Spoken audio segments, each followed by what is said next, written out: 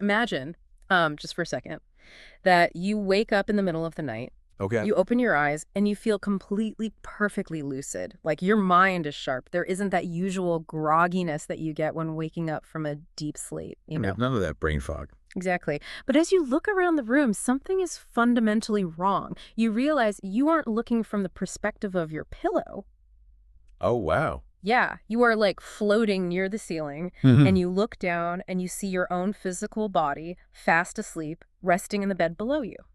It is such a profound and honestly a really jarring image to confront. I mean, for the vast majority of people who experience this, the immediate, almost instinctual reaction is just terror. Oh, absolutely. They frantically search for a rational, comfortable little bucket to drop that experience into. They're asking themselves, was that just a highly vivid dream? Is it some sort of stress-induced hallucination? Right, because the alternative is terrifying. Exactly. Because the alternative, the possibility that haunts people, is asking if it's a literal glimpse into the true, unfiltered nature of reality. And that question, that exact terrifying scenario, is what we're tackling in today's deep dive. It is. We are exploring a book that takes that specific moment and basically spends 20 years relentlessly dissecting it. We've got a massive stack of notes today centered around a text called The One Who Walks Between Worlds. By Muhammad Alamasi. Right. And it's this comprehensive journey that attempts to bridge a really difficult gap.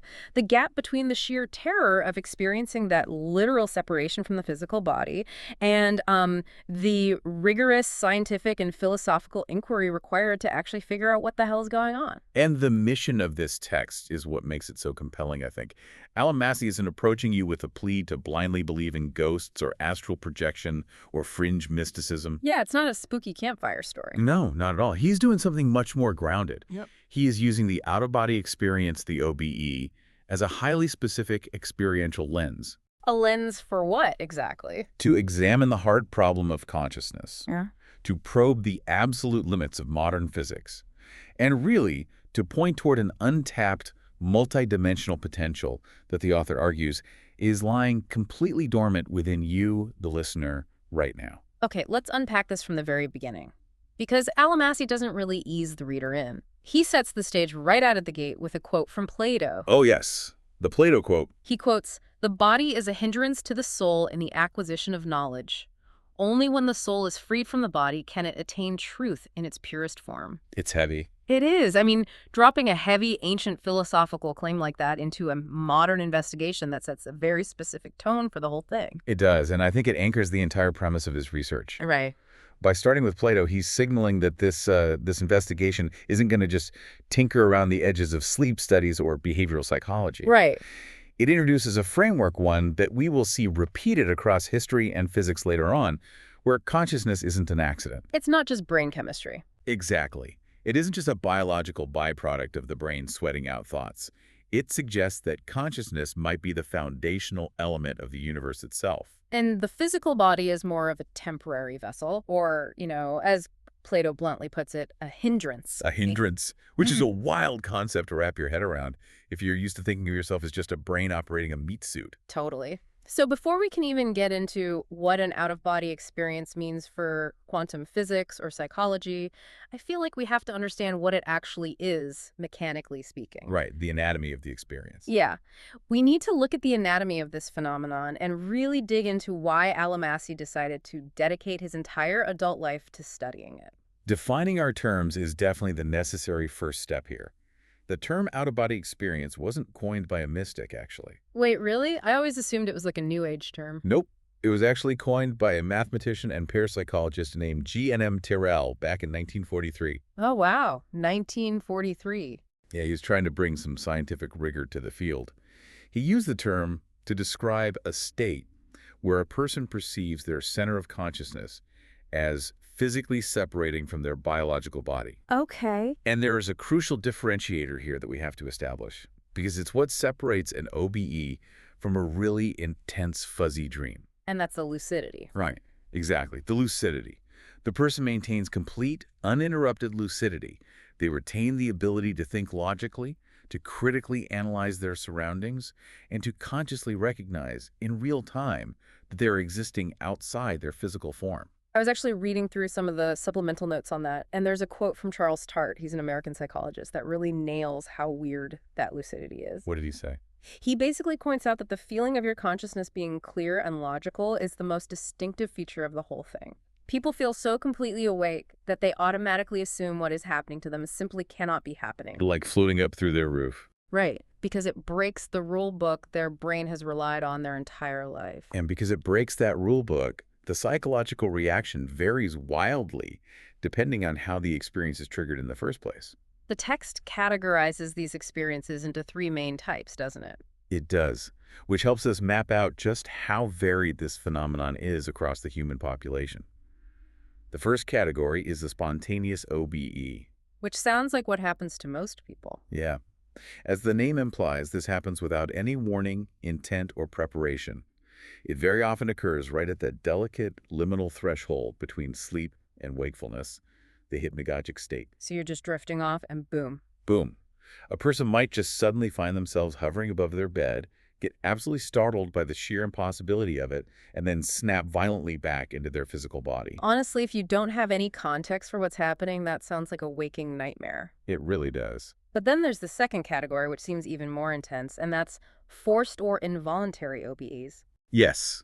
From what I understand, these happen under extreme physiological or psychological stress. We're talking about near-death experiences on an operating table, right? Yeah. Severe physical trauma like a car crash. Exactly. Or episodes of intense sleep paralysis. Even certain medical anomalies like severe epilepsy or extreme migraines can trigger it. It's almost as if the physical body is in a state of absolute crisis, and the consciousness just hits the eject button to escape the trauma. That is a very apt way to describe it. The biological system is failing or overwhelmed, so the perceptual center detaches. Wow. Okay. And then you have the third type. Right, which is the rarest but perhaps the most important for Alamassi's research. Deliberate or intentional OBEs. This is where people are doing it on purpose. Yes, these are experiences that are consciously cultivated. Individuals use highly specific disciplined techniques involving meditation, visualization, energy manipulation to induce the separation state voluntarily. They aren't running from trauma or accidentally slipping out during sleep. No, they are actively trying to explore a non-physical environment. Now, I want to pause on the frequency of this because this is where my jaw genuinely hit the floor while going through the sources. The statistics are wild. They really are, because if you're listening to this and thinking, okay, this is some ultra-rare 1 in a million medical anomaly, you would be completely wrong. Yeah, the data paints a very different picture. The source material aggregates data from 8 independent studies, and they show that roughly 9% of the general population has experienced an out-of-body experience at least once in their lives. Nearly 1 in 10 people. 1 in 10. I mean, you walk into a crowded grocery store, and there are half a dozen people in there who have floated outside their bodies. It is a staggering statistic when you first encounter it. And when you sit with that number, it fundamentally changes the nature of the conversation. How so? Well, we can no longer dismiss this as a fringe anomaly or a symptom of a rare pathology. It has to be viewed as a relatively standard human trait. Even if people don't talk about it. Right. It's an underreported trait due to the stigma attached to it. Furthermore, the numbers get significantly higher when you look at specific demographics. Like who? Among university students or individuals who are actively interested in transcendental phenomena or meditation, the prevalence of having at least one OBE jumps to between 20 and 40%. That is huge. But I notice a massive caveat in the research there. Oh, from Dr. Waldo Vieira? Yeah. Dr. Waldo Vieira, he's a prominent Brazilian researcher we are going to talk a lot about later. He estimates that out of all those people, only about 1.2% are true conscious projectors. Right, meaning out of that massive pool of people who have had an experience, only a tiny, tiny fraction can actually induce it voluntarily. Control it, maintain full, unbroken lucidity the entire time. Basically, everyone else is just an accidental tourist who stumbled into the deep end of the pool. An accidental tourist perfectly describes Muhammad Alamassi's initial entry into this world. Because it didn't start intentionally for him, right? Not at all. His journey did not begin with a calm, peaceful meditation retreat in the mountains. It began with sudden consuming terror. 20 years ago, right? Yes, 20 years ago, he experienced his first spontaneous OBE. He suddenly found himself outside his body, floating in his room.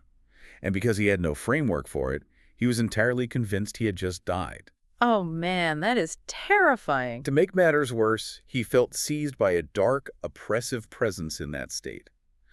Now, at the time, Alamasi held a strictly pragmatic scientific worldview. So how did he handle it? Well, his immediate coping mechanism upon waking up was to violently dismiss the entire event. He tried to write it off as an episode of sleep paralysis, probably.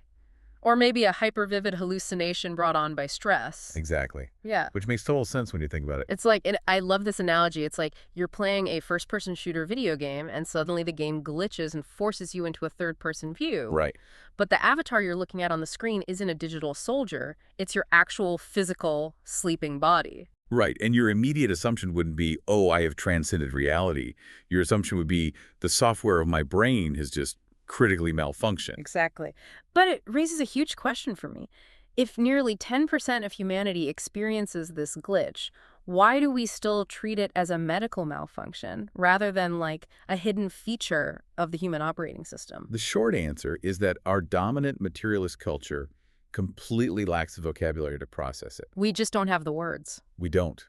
Almasi describes this phase of his early life as experiencing a profound epistemic shock. Epistemology is the study of how we know what we know. Okay. And he was dealing with a direct, irreconcilable clash between his own crisp, highly coherent out-of-body senses and the classical physics he was taught in the classroom. Because his lived experience told him he was outside his body. Right. But his formal education told him that was physically, biologically impossible. And when culture forces you to choose between your own lucid experience and the accepted scientific consensus, most people choose the consensus. Just to avoid feeling insane. Exactly. And reading between the lines, it seems like he might have just stayed in that state of denial forever. He might have just filed it away as a weird brain glitch if it weren't for a profound personal crisis that completely shattered his worldview. This is where the story in the book gets incredibly heavy. Yeah. Alamasi went through what mystics often refer to as a dark night of the soul. He was grappling with deep depression. He was questioning the fundamental meaning of his life and his suffering. And the breaking point, the real catalyst for this entire 20-year investigation, was the tragic death of his brother. It really is the emotional core of the text. His brother had remained in Gaza during a harrowing period encompassing 3 distinct wars between 2008 and 2016. The psychological and physical strain on his family was immense. I can't even imagine. And shortly before his tragic death, his brother had a conversation with Alamasi about his tentative spiritual explorations and his out-of-body experiences. And his brother asked him a question that would ultimately haunt him. What was it? He said, "You're lucky. You can explore other worlds. But how do you know they're not just in your head?" Wow. How do you know they're not in your head? That is the ultimate piercing skeptic's question. It is. And it wasn't delivered by some hostile debate opponent on a stage. It was delivered by someone he loved dearly, someone living in a brutal physical war zone who needed to know if there was something more beyond the physical suffering. And the tragedy for Alamasi was that he couldn't answer him. He had no proof. He had no objective proof to offer his brother. When his brother subsequently passed away, that unanswered question metamorphosed into a lifelong charge. It became a mission. Driven by guilt, probably. Guilt, yes, but also a specific, terrifying fear. What fear? The fear of seeking his brother out in the out-of-body state, only to eventually realize he was just interacting with the psychological projection. A comforting hallucination generated by his own grieving mind. Oh, that's heartbreaking. So he realized that personal anecdotes just weren't enough anymore. Right. He needed to find a way to demonstrate, objectively and rigorously, that these extraphysical dimensions are not mere fantasy, but a reality worthy of serious scientific study. So he has this mandate. He needs proof. And the first place he starts digging isn't a modern neuroscience lab. He goes backwards. He looks at history. Which is a very sound approach. Right. Because his logic makes sense. If 9% of people are experiencing this today, surely human beings were experiencing this thousands of years ago. Absolutely. And what he discovers is that his exact, highly specific, terrifying experiences were mirrored in the oldest spiritual texts of human history. This historical contextualization is a crucial step in his research. He needed to know if he was an isolated anomaly or part of a historical continuum. And he found out humanity has been trying to articulate this exact phenomenon for millennia. Let's look at the sources analysis of ancient Egypt, for example. Hmm. In popular culture, we tend to look at their elaborate tombs, the mummification process, the pyramids. Right, and we conclude they were just morbidly obsessed with death. Exactly. But Al-Masih's text argues that we are misinterpreting their theology entirely. The Egyptians didn't view death as a finality, nor did they view it as a simple transition to a cloudy heaven. They viewed it as a continuation. Yes, a continuation of a single, highly complex cosmic journey. They had this incredibly intricate, multi-layered view of the human soul. It wasn't just like a single glowing orb inside the chest. It had distinct functional components. Exactly. There's the Ka, which they described as the vital spark or the life force that sustains the body. Like the battery. Like the battery, yeah. Yeah. Then there was the A, which was the luminous, eternal, almost divine spirit. But the really fascinating one for the context of out-of-body experiences is the Ba. Yes, the Ba. In Egyptian funerary texts, particularly the Book of the Dead, the Ba is explicitly depicted as a mobile, conscious aspect of the soul. And it is frequently represented in their art as a bird with a human head. Which isn't just an artistic choice, right? No, it symbolized the Ba's specific ability to fly out of the physical tomb, to maintain the identity of the deceased, to travel between the physical realm and the subtle realms of the afterlife. And crucially, to return to the physical body. Exactly. When you strip away the ancient mythology, you are left with a direct, functional description of the out-of-body state. That is so cool. And he doesn't stop at ancient Egypt. The book dives deep into Islamic and Sufi traditions, too. Which is fascinating because mainstream Orthodox religions usually keep a very tight lid on claims of mystical out-of-body travel. Right. It kind of threatens the authority of the priesthood if anyone can just pop out of their body and talk to the divine themselves. It does. But in Islam, you have this fundamental concept of the barzakh. The barzakh. It's described as an intermediate realm, right? Like a barrier or a partition between the physical world and the afterlife. Yes. And there's this profound, explicit idea in the Quran that sleep itself is a lesser death. It's not just a metaphor, is it? No. It is a very explicit theological concept. The text highlights verses from the Quran stating that the divine takes the souls at the time of their death, but also takes the souls of those that have not died during their sleep. Wow. And the souls whose time has not come are then returned to their physical bodies so they can wake up. So the idea of human consciousness routinely detaching and leaving the biological body on a nightly basis is woven right into the foundational theology. It is. And reading through the notes, you really can't talk about dimensions and spiritual travel in an Islamic context without examining the Isra and Miraj. The prophet's night journey. Precisely. The Isra and Miraj is described as a miraculous, multi-stage event where the prophet was transported from Mecca to Jerusalem and then ascended through the seven heavens. And in this state, he experienced entirely different dimensions, encountered past prophets, observed the underlying nature of reality. Now, it's important to note that Orthodox theology generally treats this as a unique, physically miraculous event specific only to the prophet. But the Sufis see it differently. Right. When Al-Masih looks at the inner, experiential, esoteric dimension of Islam, which is Sufism, the interpretation opens up dramatically. The source material spends time on figures like Ibn Arabi, specifically his Meccan revelations. Yes, where he writes extensively about the soul's innate capacity to detach from the physical form and actively journey through higher non-physical realms. Or you have figures like Abu Yazid al-Bistami, who reportedly ascended through these heavenly dimensions in states of intense spiritual ecstasy. However, the text makes a vital distinction regarding how the Sufis approach this. They didn't view these out-of-body ascents as parlor tricks. Or as cool psychedelic phenomena to chase for personal entertainment. Exactly. They viewed them strictly as byproducts. These out-of-body states were the natural, inevitable result of intense spiritual purification, of ascetic discipline, and of a burning longing for divine unity.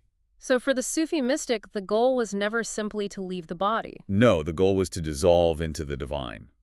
Leaving the body was just a mechanical side effect that happened along the way. Okay, wait, I want to push back on this whole historical argument for a second. Sure. Because I can hear a skeptical historian or anthropologist listening to this and saying, look, couldn't all of this, the Egyptian Ba flying out of the tomb, the Sufi ascents, couldn't all of this just be ancient cultures using highly poetic metaphors? Like they're just describing a dream. Right, like an Egyptian priest has a really vivid dream about flying, Or they are terrified of what happens after death, so they invent these beautiful, intricate mythologies to cope with their biological fear. It's a very common critique.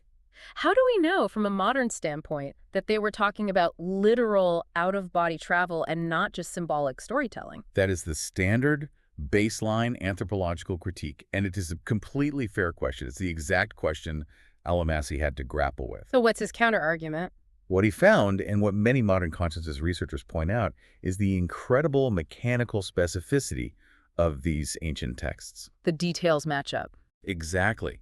If these concepts were merely cultural metaphors, invented to cope with the fear of death, or just artistic ways to describe regular dreams, you would expect the descriptions to be wildly different, shaped entirely by the local environment and folklore. But they aren't. You're saying the underlying mechanics of the experience are the same across cultures. The exactness of the imagery is what gives it weight. You consistently have a conscious, perceiving essence that separates from the physical form. It maintains its egoic identity. It navigates subtler, non-physical planes of existence that operate under different physical laws. It encounters other conscious entities, and then it snaps back into the biological host. And that specific sequence matches the modern clinical descriptions of out-of-body experiences perfectly. It strongly suggests that we are looking at a shared, objective human experience spanning millennia, rather than isolated cultural myths. It's not that the Egyptians invented the Ba to cope with death. It's that they built a complex religious mythology around a psychological and spiritual event that their priests were actually literally experiencing. Yeah. Okay, I see the argument. So ancient mystics and priests accepted this separation as a fundamental fact of reality because they were experiencing it firsthand. Right. But fast forward to today, and that kind of anecdotal evidence doesn't really fly in a modern laboratory. It certainly does not. What happens when this thousands of years old phenomenon collides head-on with modern neuroscience? Because Alamasi couldn't just tell his deceased brother, hey, the Egyptians believed it too. No. He had to confront the strictly materialist worldview that dominates our current scientific paradigm. He wanted objective 20th century proof. And this is exactly where he hits the philosophical brick wall of modern science. To truly understand why an out-of-body experience is so violently rejected by mainstream academia, we have to define the dominant scientific model of our time, right? Reductive materialism. Correct.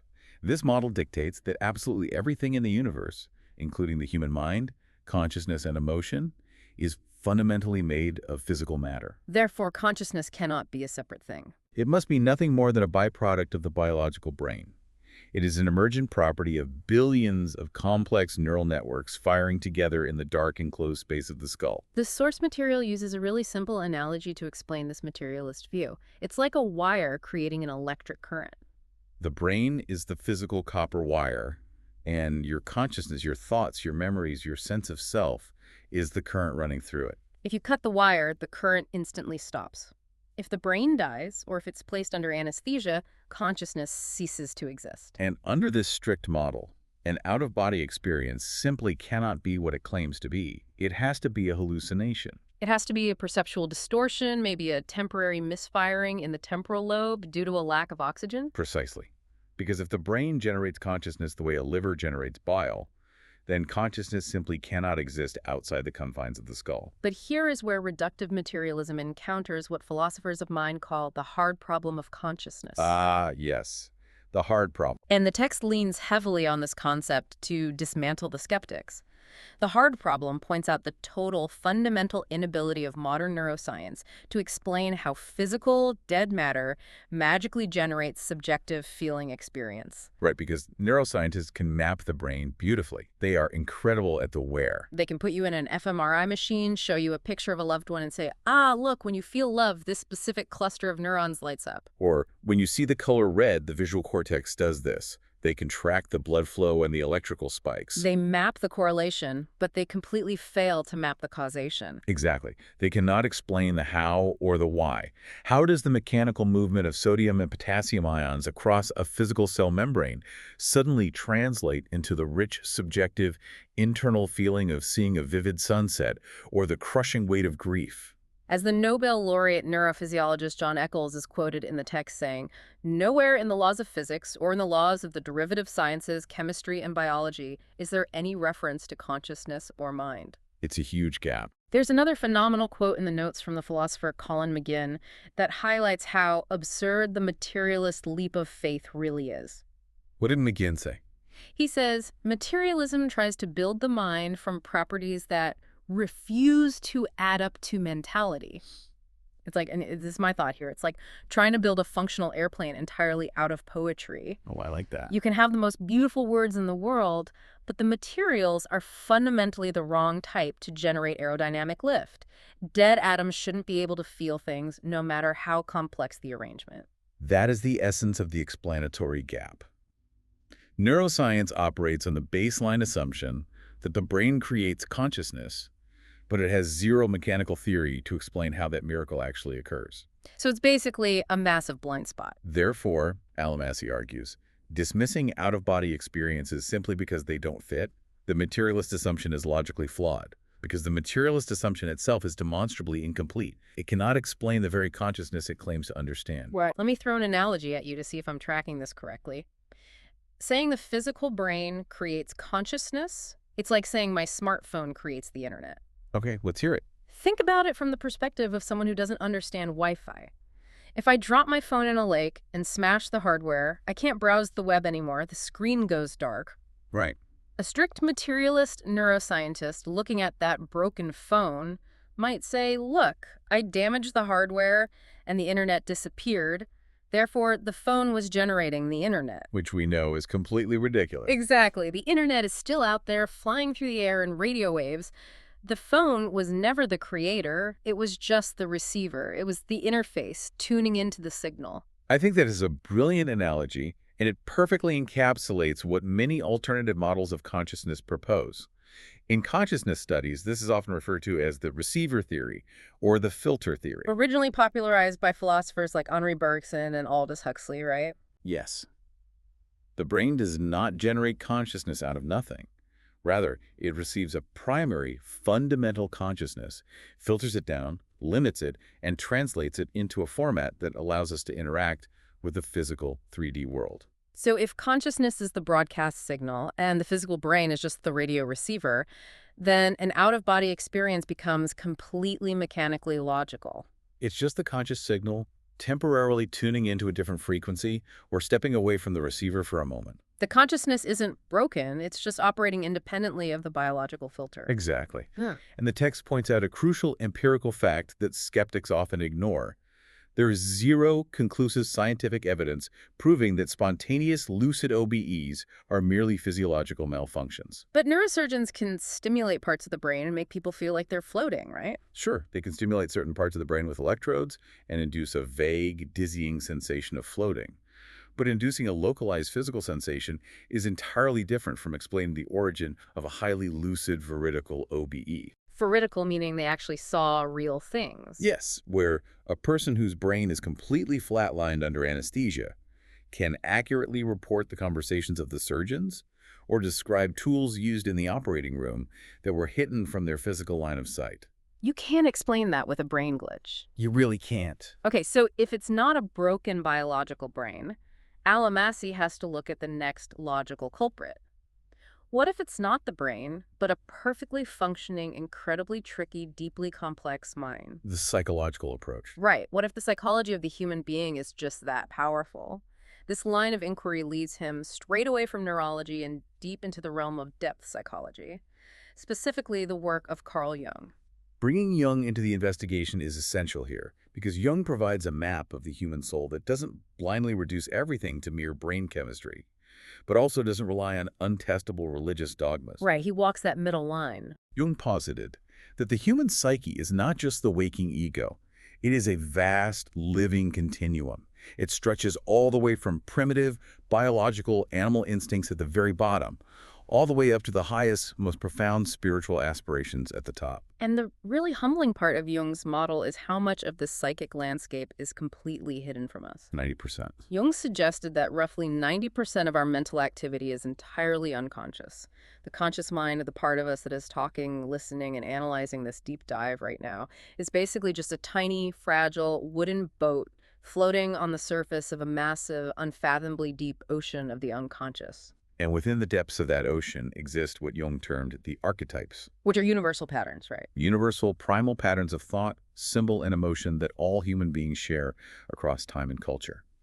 Jung believed the human mind has an extraordinary, almost terrifying capacity to generate vivid, immersive, deeply meaningful symbolic states. So, a skeptical, Jungian-leaning psychologist might look at an out-of-body experience and say, look, this isn't your literal soul leaving your physical body. Right, they'd say, this is your powerful, unconscious mind projecting a highly symbolic archetypal narrative like a waking dream to help your conscious ego process extreme trauma, fear, or near-death crisis. It's a really compelling argument. The mind is just putting on a VR show to protect you from the reality of dying. It is compelling. But then, as the book details, Jung himself had an experience that threw a massive wrench into even his own purely psychological explanations. Oh, this is the 1944 story. Yes. In 1944, Jung suffered a severe heart attack. He had a profound near-death experience, which we've established as a type of forced OBE. The source text details this event beautifully because it is so pivotal. During his heart attack, Jung felt his consciousness detach. He felt himself floating incredibly high up in space, looking down at the globe of the Earth. Which is classic OBE territory. Exactly. He reported feeling completely stripped of his earthly identity, his personal history, his desires, and his attachments. He arrived at what he described as a cosmic temple, sensing with absolute certainty that if he crossed the threshold of this temple, he would understand the ultimate secret of existence, and his life would be over. But he doesn't cross the threshold, he gets pulled back. He doesn't cross it because an entity intercepts him. Wait, who? He sees a vision of his doctor, the literal, physical doctor who is frantically treating his dying body down on Earth in the hospital. Oh, wow. But the doctor appears to Jung in the archetypal, luminous form of Asclepius, the ancient Greek god of medicine and healing. The doctor tells Jung that he has to go back, that his life's work isn't finished yet, and he has no right to leave. And so Jung wakes up. Jung wakes up in his hospital bed, and he is reportedly deeply depressed and disappointed to be shoved back into the heavy, painful reality of his physical body. And if the story ended there, it would just be a fascinating psychological hallucination of a dying genius. But here is the kicker. Here is the part that completely shatters the "it's just in your head" explanation. Jung wakes up and stabilizes on April 4th, 1944. On that exact same day, his doctor, the one he saw in the vision as Asclepius, suddenly fell ill with severe septicemia. And shortly after, the doctor died. Jung actually came to believe that the doctor had essentially traded his own life force to send Jung back to the physical world. That is just chilling. That staggering historical event is a classic, profound example of what Jung would later formulate as synchronicity. Let's define synchronicity for a second. Synchronicity is defined as a meaningful coincidence, where an inner, subjective, psychological event, in this case, Jung's vision of his doctor as a god of death and healing, aligns perfectly in time with an outer, objective physical event. The doctor's actual sudden death. Exactly, and it happens without any visible, measurable cause and effect relationship in the physical world. Wait, let me make sure I understand the implications of this, because I feel like this is where it gets really confusing, even if it's fascinating. Go ahead. If Jung is right, and an out-of-body experience is an encounter with these deep archetypes, or the collective unconscious, aren't we still ultimately admitting that this whole thing is technically in our heads? What do you mean? Like, it's a super profound, spiritually significant hallucination, but it's still just a product of my mind, right? So his brother's question, how do you know it's not in your head, is still totally valid. This is exactly where we have to push past surface-level psychology and look at Jung's ultimate mature conclusion, a concept he developed later in life called the unus mundus. Unus mundus. Yeah. Which translates to the one world, right? Yes. Jung realized that phenomena like synchronicity imply something radical. The boundary between our inner mind and outer matter is a complete illusion. An illusion. The unus mundus proposes a unified underlying reality where psyche, the mind, and matter of the physical world are not separate substances. They are just two different facets or two different expressions of the exact same underlying fabric. Like two sides of the same coin. Or ice and steam both just being water. Exactly. So to answer your question, and to answer his brother's question, yes, the experience is in your mind.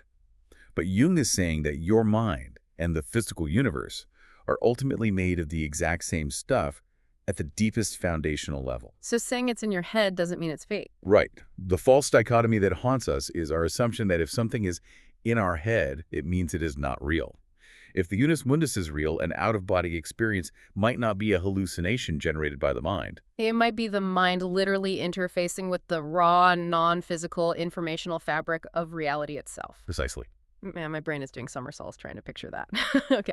But Jung was a psychologist. He was mapping the mind and looking at historical myths. To really definitively prove that mind and matter are woven together into one fabric like that, Alamasi knew he had to look at the people whose literal job it is to map physical matter.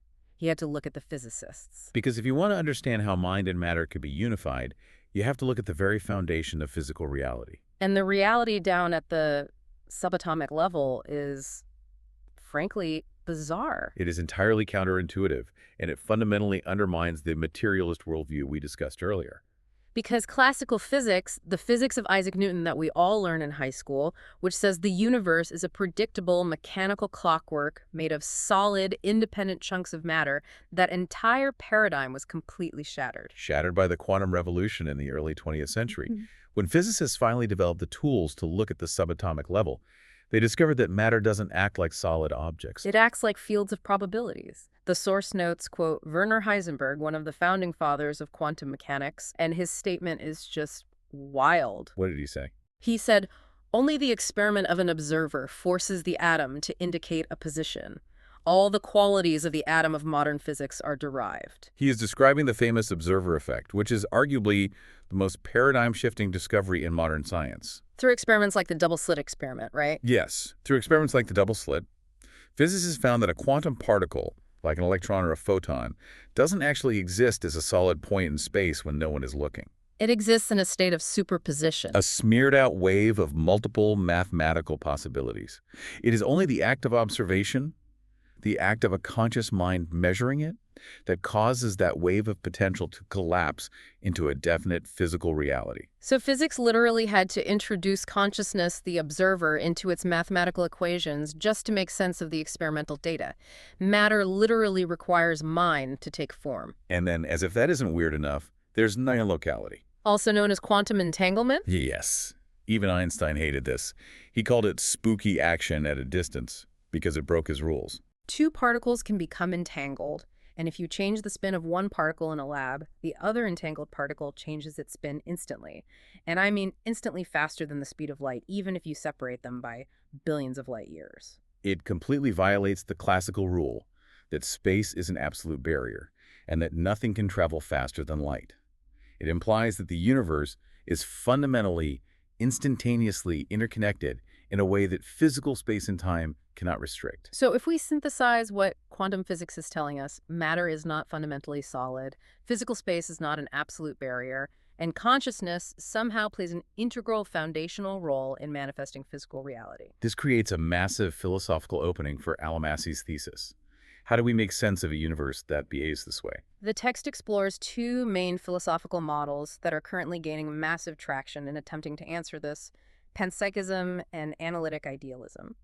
Let's define those carefully, because they sound like incredibly dense academic jargon. They do, but they are actually really crucial to understanding how an OBE is physically possible. Let's start with panpsychism. Okay. This is the idea that consciousness is a fundamental, ubiquitous feature of the physical universe, present even at the level of elementary particles. It tries to solve the hard problem by saying, we don't know how dead matter creates consciousness, so maybe matter was never dead. Exactly. Yeah. It suggests that an electron doesn't have complex narrative thoughts like a human being, but it possesses a primitive, minimal, raw, subjective experience.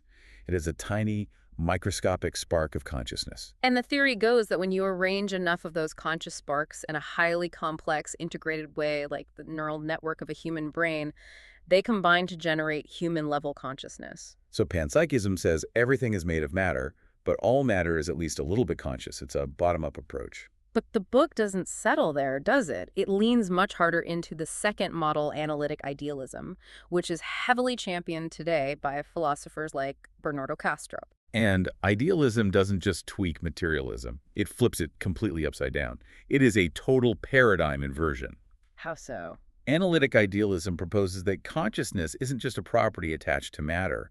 Rather, consciousness is the only fundamental constituent of existence. It is the sole ontological primitive. Everything we interact with, everything we call matter, space, and time, are just manifestations or excitations within a single universal field of consciousness. Kastrup refers to this underlying field as cosmoconsciousness, or mind at large. The universe isn't a physical container holding conscious beings. The universe is a giant mind, and we are thoughts within it. Okay, don't need to ground this because otherwise it just floats away into abstraction. Let me try an analogy to see if I'm grasping how Kastrup's idealism works. Go for it. It sounds to me like we are all logged into a massively multiplayer virtual reality game. When you wear a VR headset, you look around and you see tables, chairs, mountains. You see other people's avatars, and you can interact with the whole physical-seeming world. Right, it feels completely real. If you bump into a VR table, it stops your digital hand. But at the foundational level, if you look at the source code, there is no wood or plastic or physical space in that game. It is 100% just code running on a computer. Yes. Kastrup is basically saying the universe's code is pure, formless consciousness. And the physical 3D world we see every day, the atoms, the planets, our bodies, is just the VR headset we are wearing to process that code. We are just localized, restricted avatars inside the mind at large. That is a brilliant and highly accurate analogy. To build on it, think of the universal mind at large as an infinite ocean. Okay. The physical bodies and brains we inhabit are not separate from the ocean. They are simply localized whirlpools within it. A whirlpool in the ocean. The whirlpool looks like a distinct object. It has a boundary, but is made entirely of the same water as the rest of the ocean. Our individual consciousness is just the mind at large folding in on itself to experience a localized perspective. And if you accept this idealist model, the out-of-body experience suddenly shifts from being a neurological glitch to becoming completely undeniably rational. Right, because you aren't actually leaving a physical container. There is no physical container to leave. Precisely. If reality is fundamentally mental rather than material, an OBE is not a physical biological body suddenly spawning a ghostly ethereal spirit. It is simply your localized consciousness, your whirlpool temporarily shifting its perspective. Or expanding its focal point within the universal mind at large. You are momentarily taking off the heavy physical VR headset and perceiving the broader underlying mental universe directly without the biological filter. That is so profound because it solves all the problems at once. It really does. It solves the hard problem of neuroscience because you no longer have to explain how dead matter miraculously creates consciousness. Consciousness was the only thing that was ever there to begin with. And it solves the weirdness of quantum entanglement because, of course, particles can communicate instantly across space if physical space is just an illusion generated within a single unified mind. It creates an incredibly elegant theoretical framework. But for Alamasi, as intellectually satisfying as Kastrup's idealism is, it still left him wanting. Because philosophy and theoretical quantum physics are still just theories. They are intellectual models on a whiteboard. They don't give you a method or a technique to experience this multidimensionality for yourself. Alamasi didn't just want to think about the mind at large, he wanted to explore it. He needed a practical, experiential science, and that quest for a methodology led him to a completely new, revolutionary paradigm, conscientiology. Conscientiology. I had never heard of this before reading the notes for this deep dive. Me neither. This field is founded by Dr. Waldo Vieira, who is a Brazilian physician, a dentist, and a prolific consciousness researcher. And Vieira took a completely different approach to the whole debate. Instead of writing endless papers arguing with materialist scientists, trying to convince them that the soul exists, he just bypassed them entirely and built a whole new system of scientific inquiry from the ground up. Vieira recognized a fundamental truth. You cannot prove a multidimensional, non-physical experience using strictly physical, three-dimensional tools. You can't weigh a soul on a scale. So he proposed the consciential paradigm. It is a radical departure from materialism, naturally, but it is also a fierce departure from the blind faith of traditional religion. The foundational golden rule of conscientiology, which Vieira famously stated over and over, is do not believe in anything, not even what is said here. Experiment. Have your own experiences. I absolutely love that ethos. It's taking the ultimate scientific method, the demand for empirical, repeatable proof, and applying it to human spirituality. He's saying, don't take my word for it, don't take an ancient text's word for it, go to your own laboratory, which is your own consciousness, and run the test yourself. And to help you run that test, conscientiology provides a highly detailed, functional map of the human being. It proposes that we don't just have one body. We manifest our consciousness through a plurality of vehicles, which they collectively call the holosoma. Hollow meaning whole, soma meaning body. There are four distinct bodies or vehicles of manifestation. Okay, let's break these down carefully, because this is where the theory becomes a practical map. First is the soma. That's the easy one. That's the physical, biological body of flesh and bone we are sitting in right now. Correct. The soma is the densest vehicle used exclusively for interacting with the physical dimension. Second is the energostoma. The energosoma. This is the bioenergetic interface. You can think of it as the energy body. It corresponds to ancient concepts like prana in Hinduism or qi in Chinese medicine. So it's like the glue. Yes, it acts as the glue or the subtle energy field that connects the dense physical body to the higher, non-physical vehicles. Without the energosoma, the physical body would disconnect from consciousness and die. Got it. Then the third vehicle is the psychosoma. This is essentially the astral body or the emotional body. And this is the specific vehicle that your consciousness uses during a standard out-of-body experience. It is shaped heavily by your emotions, your memories, and your desires. When people say they floated above their bed and saw themselves looking like a glowing, semi-transparent human, they are perceiving their psychosoma. It mimics the human form because that's what our ego is used to. And finally, you have the highest, most subtle vehicle, which Conscientiology calls the mental soma. The mental soma? This is the vehicle of pure intellect, discernment, and elevated cosmic feelings. Crucially, the mental soma does not have a human shape. It is formless. Wait, formless? Yes. When a consciousness manages to operate solely from the mental soma, leaving both the physical and the astral bodies behind it, is said to experience profound, non-dual cosmic expansion and clarity far beyond the turbulent emotional fluctuations that happen in the psychosoma. Now, I have to play the skeptic for a second because I know what our listeners might be thinking. A bioenergetic body, an emotional astral body, a formless mind sphere. This sounds incredibly intricate, almost like sci-fi world building for a fantasy novel. It does sound like that at first. How on earth does conscientiology claim to be a science rather than just a very detailed modern New Age religion? Where is the scientific rigor? It is a vital question, and it's the main critique leveled against the field. Conscientiology claims to be a science because of its epistemology, its method of acquiring knowledge. Okay, explain that. It treats these dimensions and these vehicles not as sacred, untouchable dogmas to be worshipped on an altar, but as objective environments and tools to be measured, tested, and mapped through repeatable firsthand experience. So they're testing it. It relies on what they call lucidity, the disciplined ability to upgrade your conscious awareness so you can verify the existence of these fields yourself. If thousands of independent researchers use the same techniques, enter the same state, and report the same mechanics of the psychosoma, that consensus of subjective experience becomes a form of objective data. Just like how we all subjectively experience the color red, but agree objectively on what it is. So it's empirical, but the instrument of measurement isn't a telescope. It's your own highly focused, trained consciousness. Yes. And they are deeply serious about the institutional research aspect of this.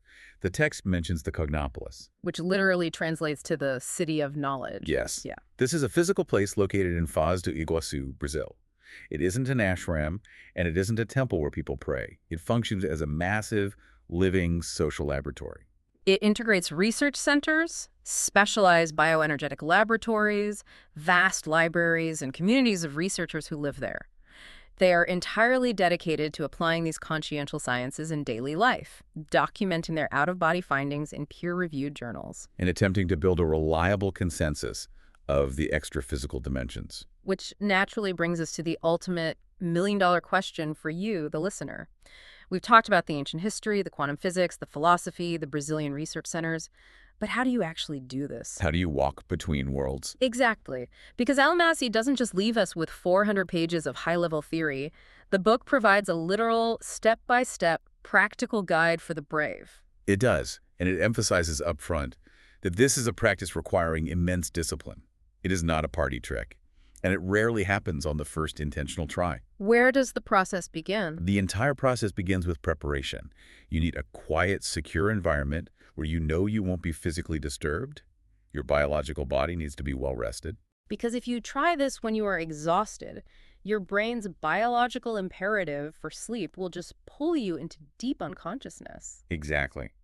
Furthermore, you should avoid heavy meals beforehand because digestion draws massive amounts of bodily energy and blood flow to the stomach, keeping you anchored in the physical soma. There is one practical tip in the book that I absolutely love because it's so incredibly mundane but makes perfect sense. Writing down the tasks. Yes. Writing down lingering tasks on a piece of paper before you lie down. They call it emptying the mental workspace. Think about it. If you were lying there trying to project your consciousness into the multidimensional cosmos, but a tiny part of your brain is worried about remembering to take out the recycling or send an email, your consciousness remains tethered to physical reality. You have to literally write it down to give your brain permission to let it go. That mental clarity is the absolute prerequisite for the next major step. Energy activation and entering the altered state of consciousness, or ASC. You lie down and meditate to reach a light but stable trance. You are aiming for a very specific, paradoxical state where the physical body falls deeply asleep, but the mind remains completely awake, alert, and analytical. And reading the instructions, here's what seems like the absolute hardest part: ignoring the biological body's signals. Oh, the itch. The book explicitly states that as you enter this trance, if you feel an itch on your nose, or a sudden temperature shift, or an urge to swallow, you have to completely ignore it without reacting physically or emotionally. Why? Because that itch is not random. It is the physical body's neurological way of checking if the conscious mind is still paying attention. The brain sends a signal, an itch, to see if the boss is still awake. If you physically move to scratch it, you send a signal back confirming that you are still fully anchored to the physical form. By willfully ignoring it, you're actively teaching the mind to disengage from the physical body's sensory input. You are cutting the perceptual wires. It's like playing possum with your own brain. It requires this crazy, delicate balance of intense, laser-like mental focus and total physical surrender. Once you manage to trick the body into sleeping while staying awake, you enter what they call the awareness loosening phase. You start looking for the pre-separation signs. What are we looking for here? Practitioners consistently report very specific, intense physical sensations as the psychosoma begins to loosen its energetic grip on the physical body. The vibrations. The most common sign is the vibrational state. You might feel intense, fine inner vibrations coursing through your entire body, almost like a mild electrical current or the hum of a heavy engine, but without any physical shaking. You might experience what feels like a rapidly accelerating heartbeat, which researchers say is often actually the energetic pulsation of the heart chakra in the energosoma, not your physical biological heart. Or you might feel a sudden sensation of immense buoyancy, like you are a balloon floating on water. And the book stresses that when you hit those signs, when your body feels like it's vibrating into pieces, you cannot panic. Instead, you have to confidently execute an exit technique. This is the crucial moment of perceptual transfer. The book lists several methods to force the separation, and they are fascinating psychological tricks. Let's start with William Buhlman's visual transfer method. This method relies on the power of visualization to shift your center of gravity. While lying in that deep, vibrating trance state, you vividly reconstruct a familiar environment in your mind, maybe another room in your house, or a highly detailed memory of a favorite beach. You don't just passively picture it like watching a movie. You try to actively feel the texture of the floor beneath your imagined feet. You smell the salt in the air, you hear the ambient sounds. The goal is to anchor your consciousness in that imagined secondary environment so strongly that your actual perceptual center shifts there, automatically pulling you out of your physical body. Then there's Robert Bruce's rope technique, which seems to be one of the most famous ones. This one is highly tactile rather than visual. You imagine a thick, coarse, heavy rope hanging down right above your chest in the dark. Without moving a single physical muscle, you imagine your non-physical astral hands reaching up, grabbing the coarse texture of the rope, and pulling yourself up toward the ceiling, hand over hand. The tactile kinesthetic imagination of pulling creates an upward energetic pressure that can trigger the psychosoma to snap out of alignment with the physical body. Another very direct physical feeling method is the rollover technique. When you feel the intense vibrational state and that sense of lightness, you simply use your willpower to feel yourself rolling gently out of your physical body, exactly as if you were rolling over in bed to get up in the morning. But again, the absolute rule is that you do not move a single physical muscle. You move the feeling of your body. And the limb extension technique is very similar to that. You lie there and imagine your arms or legs stretching outward, expanding past the physical boundaries of your skin and your bed, growing longer and lighter into the room until your center of perception follows them. All of these various exit techniques share the exact same underlying psychological mechanism. They are designed to convince your consciousness that it is no longer bound by the physical dimensions of the soma. You are shifting your focal point. Hmm. Once that perceptual shift is fully accepted by the mind, the separation follows naturally. But the book is very, very honest about the hurdles. It doesn't paint this as an easy weekend hobby. And the biggest blocker, fear. Deep-seated, primal, biological fear of the unknown. Alamasi writes that the moment you realize it's actually working, the moment you feel yourself lifting off the bed, you either get incredibly excited or you get terrified that you are dying or won't be able to get back in. And the moment that emotion spikes, adrenaline hits your physical nervous system, your physical heart rate spikes, and boom, you are slammed violently back into your physical body instantly. Fear acts as a massive, heavy, energetic anchor. The biological imperative to survive overrides the spiritual attempt to explore. Boredom and impatience are also major hurdles. People lie in the dark for 20 minutes, feel nothing, and give up too quickly. But the point about fear is absolutely vital because the extra-physical environment is not like the physical world. It is highly instantly responsive to thought and emotion. Let's explore that. What does that mean exactly? How is an environment responsive to thought?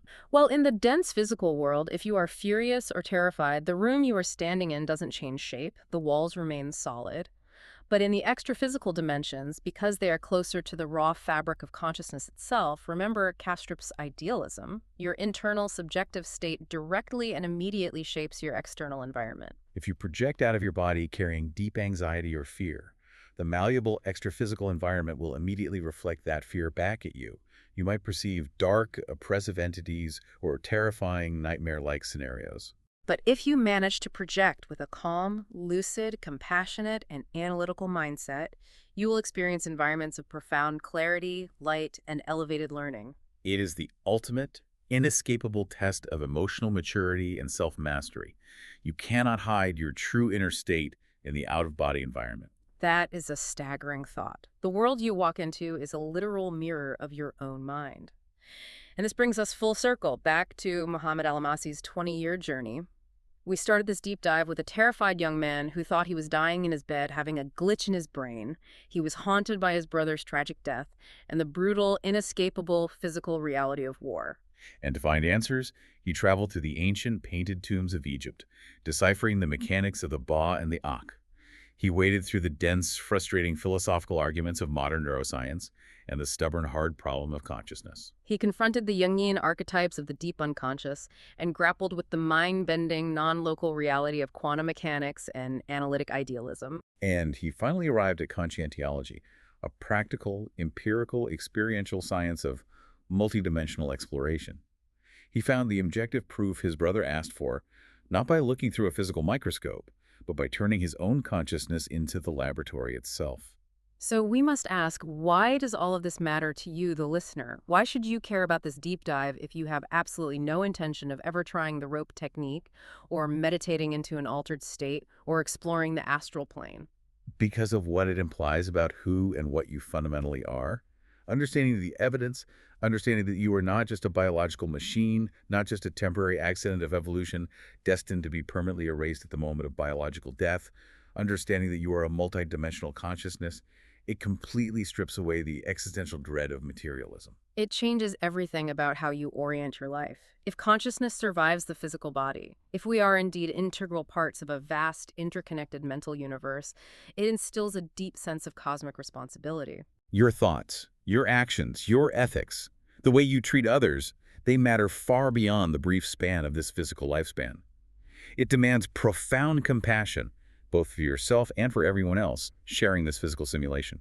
As Alamasi writes beautifully near the end of his book, we are sparks capable of illuminating the universe. Not because we already shine, but because we hold the infinite potential to grow, evolve, and love. That is such a beautiful synthesis of rigorous science and expansive spirit. It is a complete paradigm shift. It moves us from a cold universe of dead, random matter to a universe of living, breathing meaning. And so we want to leave you with a final, provocative thought to mull over. Something that builds on everything we've discussed today. We spend roughly a third of our physical lives asleep. And for the vast majority of us, that entire third of our existence is spent largely unconscious, lost in a random, murky fog. But if the theories of conscientiology and analytic idealism are true, If consciousness is the true bedrock foundation of reality, and the heavy physical body is just a restrictive VR headset we put on to learn specific lessons? What if our waking physical life, the one with the jobs and the traffic and the gravity, is actually the dream? What if the moments our consciousness detaches from the biological body, those incredibly rare, highly lucid moments hovering near the ceiling, are the only times we are truly fully awake? What if the real world is the one you visit when you close your eyes?